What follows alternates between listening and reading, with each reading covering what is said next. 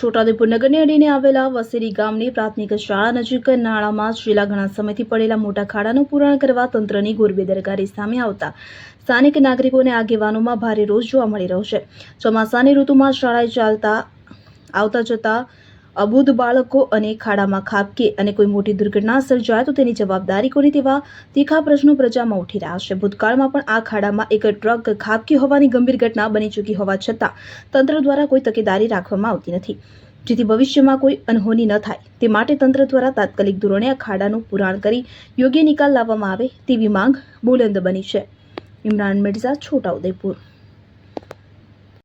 અત્યારે અમે વસેડી ગ્રામ પંચાયતના વસેડી મુકામે ઊભા છે, જ્યાં એક નારું અને મોટો મોતનો કૂવો જેને કહેવાય એવો ખાડો છે અને એની લગોલગ વસેડી પ્રાથમિક શાળા આવેલી છે। એમાં નાના ભૂલકાઓ ભણે છે 1 થી 5 ધોરણના, અને એ બાળક પણ ક્યારેક આ ખાડામાં મોતનું નિમિત્ત બની શકે છે।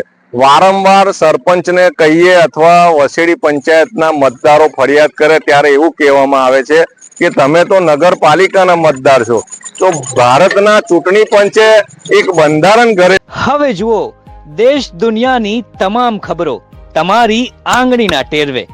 ઉઠાવો મોબાઈલ અને ગૂગલ પ્લે સ્ટોર પરથી ડાઉનલોડ કરો અમારી CN24 ન્યૂઝ મોબાઈલ એપ।